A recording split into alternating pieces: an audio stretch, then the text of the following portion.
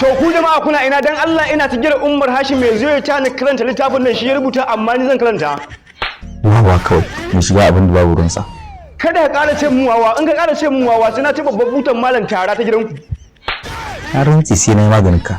Kai kake buƙatar magani ba ni ba ya kamata a magwajin RDT wa sani ko ka je ka ɗauko ta. Haka yake damun ka ne hakan nan ne. Malaria mana.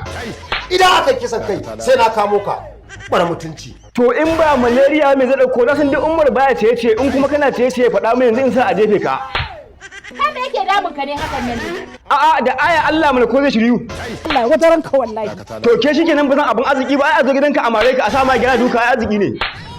Wawa kawai mu shiga abin da babu ruwansa. Kai ne kake shiga abin da ba naka ba kai ne kace duk wanda yake son addini kin ita so ba kishi addini.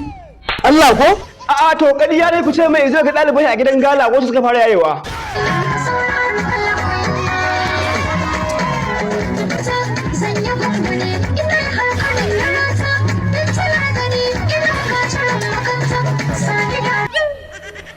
Ya dan gwamna ka gani ko an manta ne ba a yanka mata rago ba lokacin da aka yi mata sauka ina ma ni take haka kana ganin wannan yarinya kasan za ta zurfi.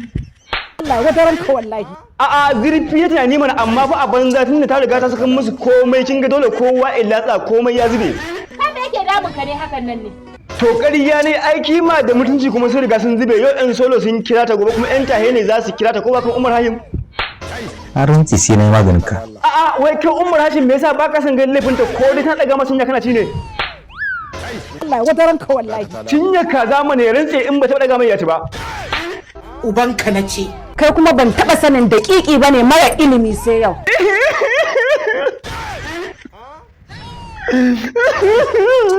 Dakata da Allah. Haka yake damun ka ne hakan nan ne. To wai ya kullum ina faɗin gaskiya kullum zagi na yake a kuma sakashin ta duk wanda ya ƙara zagi na Allah ya isa mai sai tsakanin shi. Dan Allah ya haƙuri. Na ce to ba zan haƙura ba. Dakata da Allah. Wannan fa shine kwashe-kwashe. Ga wuta.